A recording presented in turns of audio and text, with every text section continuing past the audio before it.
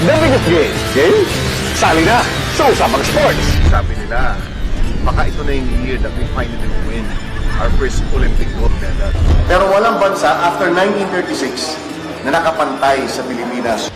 Masigasig at detalyadong sports reportage. One of the best of my generation, si El Presidente. Gaya na kilala ang veteranong sportscaster, journalist at analyst na si Manolo Trinidad, mas kilala bilang si Chino Trinidad. Sunod sa yapak ng kanya amang veteranong sports columnist na si Reca Trinidad. Nagsimula bilang interviewer at anchorman ng isang sports organization noong 90s, si Chino. Nabigyan siya ng break bilang sports reporter at noong taong 2000, naging sports correspondent siya sa radio program nang yumaong si Mike Enriquez sa Super Radio DZBB. Pag sinabing sports you know, in the industry, wala namang iba Meron pa ba iba? Kung hindi ikaw lang. Nakakatabang puso, Tita Mel, para sa inyong manggaling yan. Walang duda na ang Diyos ang naglalagay sa iyo kung saan ka mapupunta, di ba? Sure.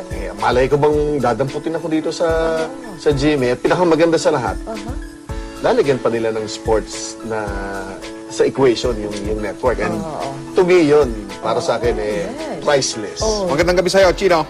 Maganda talaga gabi. Ha? Mahigit 2 dekadang naki-time out sa mga balitang sports para sa GMA News si Chino. Naging mukha at boses siya sa paghahatid ng ilang makasaysayang sports events gaya ng mga laban ni pambansang kamao Manny Pacquiao. Magandang umaga, pamula po dito sa Los Angeles, California. Ito ang ikatlong araw na Pacquiao Bradley countdown para sa World Welterweight Championships. Isang dekada rin naging commissioner ng dating Philippine Basketball League o PBL at commissioner din ng Sharks Billiard Association.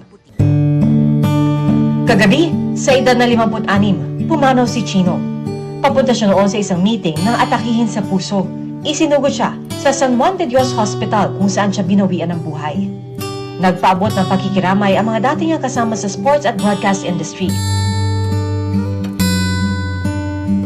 Ang ambag ni Chino Trinidad sa larangan ng sports journalism hindi matatawaran at kinikilala pa rin kahit sa kanyang huling pag-time out. Chino Trinidad nakatutok, 24 oras.